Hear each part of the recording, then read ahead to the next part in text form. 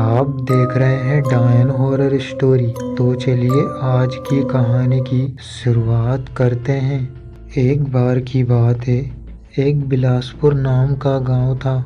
उस गांव में एक लीला नाम की लड़की रहा करती थी। लीला के घर में उसके अलावा उसका भाई भी था, जो कि कुछ महीनों के लिए कहीं बाहर गया हुआ था। लीला खेतों में मेहनत मजदूरी का काम किया करती थी। एक दिन लीला गणेश नाम के एक जमींदार के खेत में मजदूरी करने के लिए गई। दोपहर का वक्त था, कड़ी धूप पड़ रही थी। लीला खेतों में काम कर रही थी। अचानक उसे एक मोती दिखाई दिया कि खेत में गड़ा हुआ था। उसने थोड़ी सी मिट्टी खोदी और देखा कि वह एक माला है। फिर उसने उस माला को बाहर निकाला। वह माला चांदी की थी। उसने उस माला को अपने पास रख लिया और वापस से अपने काम में लग गई। शाम को 5 बजे वह अपने घर जाने लगी।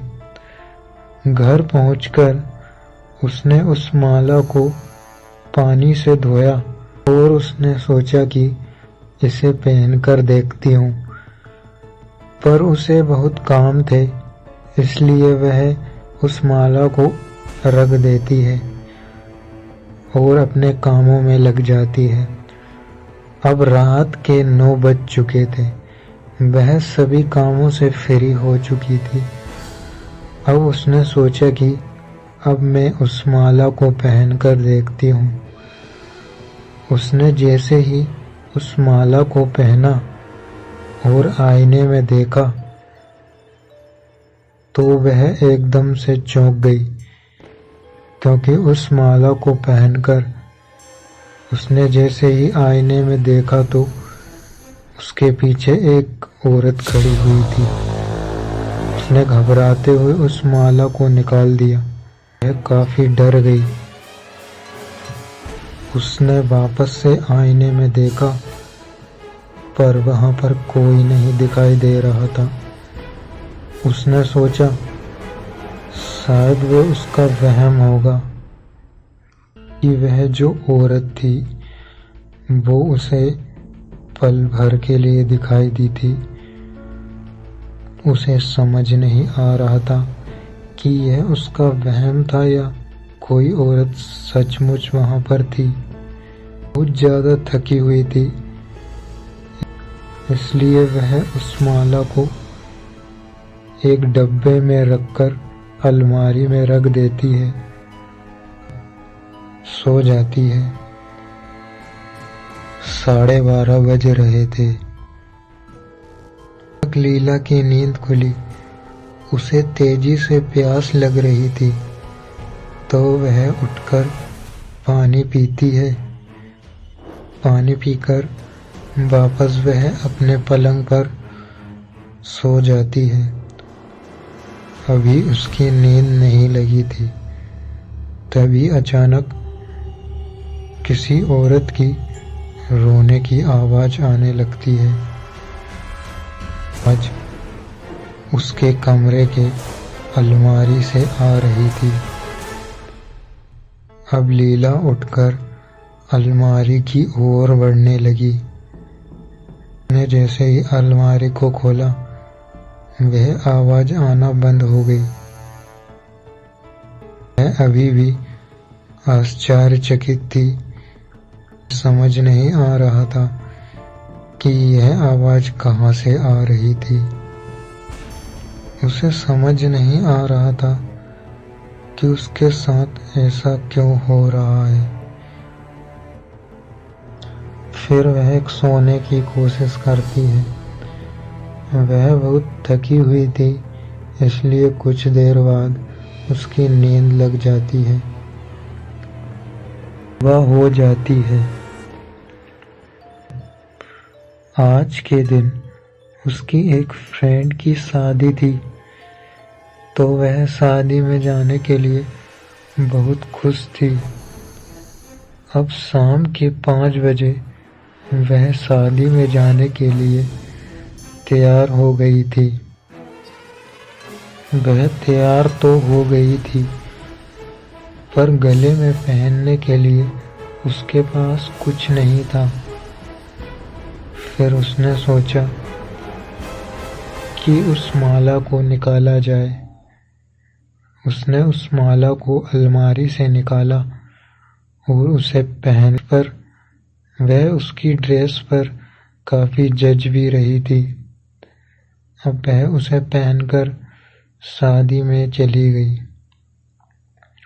उसने अपनी दोस्त को बधाई दी और खाना उसे शादी में रात के 10 बज चुके थे।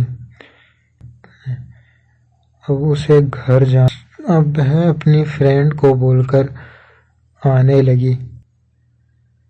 आते टाइम लोग उसे ही देख रहे थे, पर उसे समझ नहीं आ रहा था कि सभी लोग को देख रहे हैं। अब उसके घर से उसकी फ्रेंड का घर 1 किलोमीटर की दूरी पर था। अब रात को अकेले वह पैदल पैदल अपने घर आ रही थी। सुनसान रास्ते पर वह अकेले जा रही थी। उसे बहुत डर लग रहा था, क्योंकि रात के 10:30 बज चुके थे। वह बार बार पीछे मुड़कर देखे जा रही थी कि कोई उसके आसपास तो नहीं है। एक बार और पीछे मुड़कर देखा तो उसने देखा कि लगभग 200 मीटर की दूरी पर एक औरत उसकी ओर ही आ रही है। अब वह तेजी से अपने कदमों को आगे बढ़ाने लगी।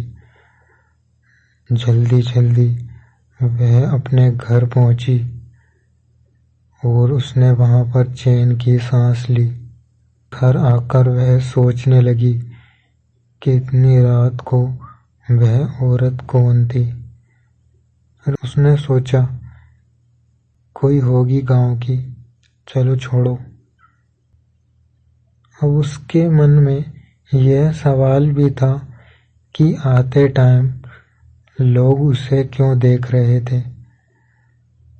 उसने सोचा शायद उसके चेहरे या कपड़ों पर कुछ लगा है, तो उसने सोचा कि आईने में देखती हूँ। उसने जैसे ही आईने में देखा तो देखा कि वो माला जो उसने पहनी थी वह खून से लथपथ है। ही उस माला को उतारा और फेंक दिया। करीब 12 बज रहे थे। वह काफी डरी हुई थी। तभी अचानक कुछ ऐसा होता है जिससे उसके रोंगटे खड़े हो जाते हैं। अचानक उस माला में से आवाज आने लगती है, प्लीज मेरी मदद करो। इस आवाज को सुनकर वह और भी घबरा जाती है। उसकी दिल की धड़कनें तेजी से बढ़ने लगती है। अब अचानक कुछ ऐसा होता है जो कि बहुत ही खौफनाक रहता है। अचानक उसके औरत आ जाती है। औरत के आते ही उसे अचानक धक्का सा लगता है, तो वह तेजी से चीखती हुई पीछे की ओर हट जाती है। हाँ, अरे डरो नहीं, मैं तुम्हें कुछ नहीं करूंगी, मुझे तुम्हारी मदद चाहिए। लीला को कुछ सूझ नहीं रहा था। वह बहुत तेज घबराई हुई थी। उसकी धड़कनें बढ़ी जा रही थी। अब उसे लेने में भी दिक्कत आ रही थी। लीला घबराते हुए उस औरत से बोल रही थी कि यहाँ से चली जाओ, मैंने क्या बिगाड़ा है तुम्हारा। वह औरत, एक तुम ही हो जो मेरी मदद कर सकती हो, मुझे मेरा बदला पूरा होगा। फिर लीला बोलती है, प्लीज मुझे छोड़ दो, मैं तुम्हारे क्या काम आऊंगी। फिर वह औरत अपनी कहानी बताने लगती है। वह औरत बोलती है, तुम जिस गणेश जमींदार के यहाँ खेतों में काम करना जाती हो, मैं उस गणेश की पत्नी हूँ। आज से 5 साल पहले की बात है और मेरी नई शादी हुई थी। अब गणेश सी दूसरी औरत के साथ चक्कर था, जो कि मुझे पता चल गया था। एक रात गणेश ने रात के वक्त मेरे पेट में चाकू मारकर मेरी हत्या कर दी थी और मेरी लाश को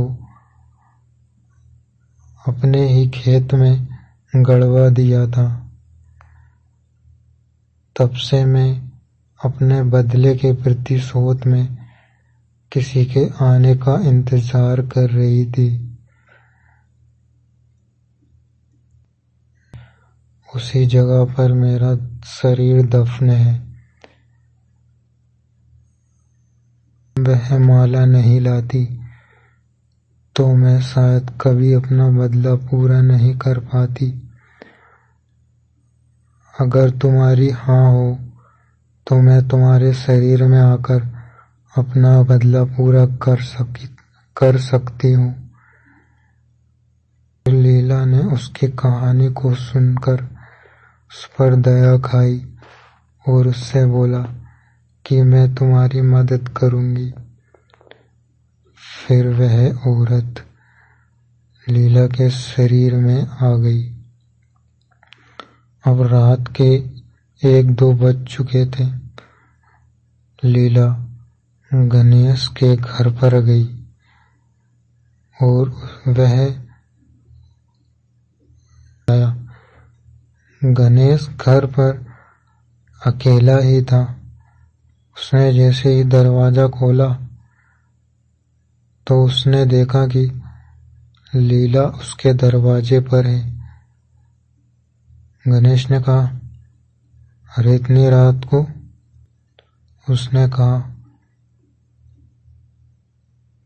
नहीं हूँ, मैं तुम्हारी पत्नी हूँ, जो कि तुमने सालों पहले मुझे मरवा कर अपने ही खेत में गड़वा दिया था। यह सुनकर गणेश के होश उड़ जाते हैं और वह घर का दरवाजा बंद कर देता है। लीला के शरीर में उसकी पत्नी थी, तो वह उस दरवाजे को एक ही बार में तोड़ देती है। फिर वह किचन से एक चाकू लेकर गणेश की हत्या कर देती है, जैसे कि गणेश ने उसे मारा था। उससे उसका बदला पूरा हो जाता है। वह पर छोड़ देती है। लीला अपने पलंग पर सोई हुई थी। उसे बस इतना याद था कि उसे वह माला मिली थी।